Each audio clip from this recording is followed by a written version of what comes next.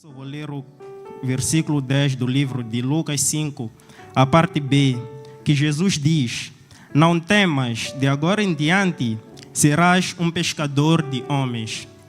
Nesse texto sagrado, vemos o momento em que Jesus chama Simão Pedro para deixar de ser um pescador de peixes e se tornar um pescador de almas. Simão Pedro era um pescador pecador e Jesus lhe chama para ser um pescador de pecadores. E um pescador profissional, meus irmãos, ele tem que obrigatoriamente conhecer todos os truques para executar uma boa pesca. Tem que saber qual anzol e qual isca escolher e também qual é o local mais adequado a executar sua pesca. Um bom pescador é aquele que conhece os segredos dos rios, dos mares e das águas em que pesca.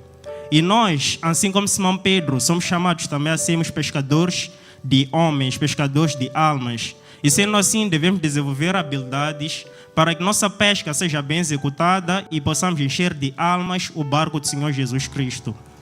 Em 1 Coríntios, capítulo 9, dos versículos 19 a 23, vemos que o apóstolo Paulo tinha estratégias para evangelizar. E nós também devemos desenvolver estratégias para que nosso evangelismo seja bem executado. E um pescador profissional, ele vive da pesca para garantir seu sustento.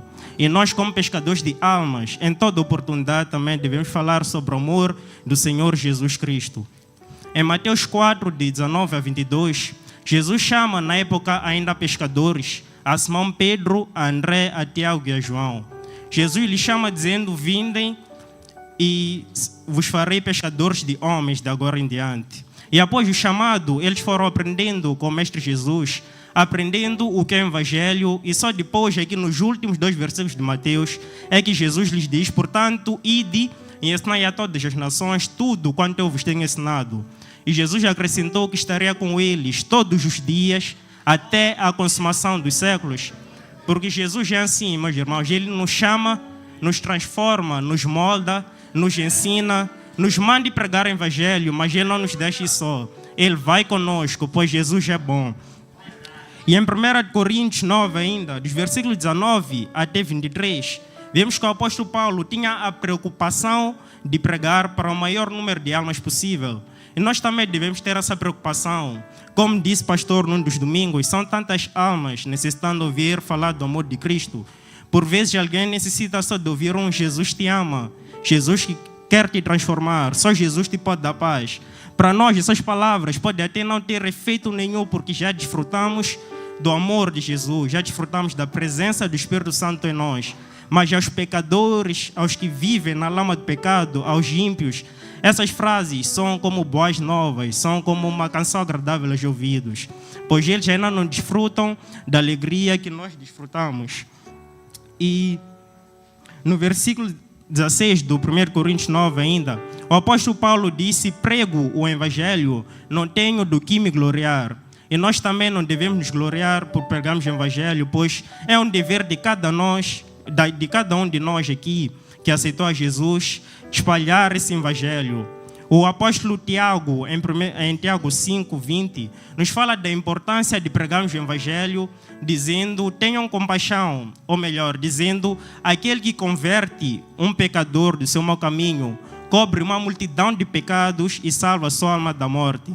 Judas, em seus versículos 22 e 23 do seu único livro, nos fala da urgência de pregarmos o Evangelho, dizendo: tenham compaixão dos que estão em dúvidas e salve os outros, arrebatando-os do fogo. Arrebatar é a ação de tirar de forma rápida, de forma brusca e com força. Então vemos que o evangelismo tem que ser feito urgentemente e com todas as nossas forças. E em 1 Coríntios 15, no versículo 58, Paulo nos exorta a continuar nesse trabalho, dizendo: Portanto, meus amados irmãos, sede firmes e constantes, sempre abundantes na obra do Senhor, sabendo que o vosso trabalho não é em vão no Senhor.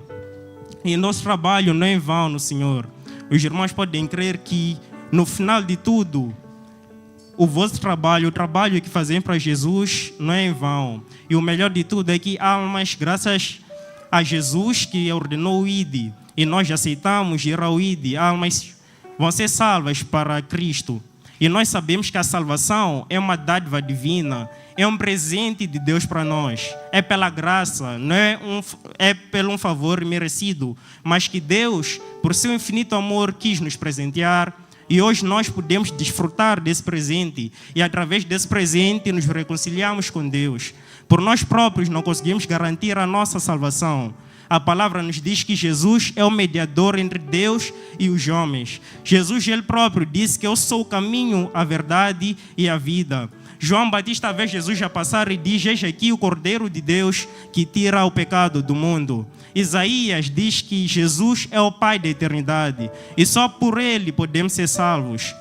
E anunciar o nome de Jesus tem que ser um prazer para nós, pois o nome de Jesus é o nome perante as trevas estremecem, os demônios desaparecem, pois o nome de Jesus tem poder para curar, transformar, libertar.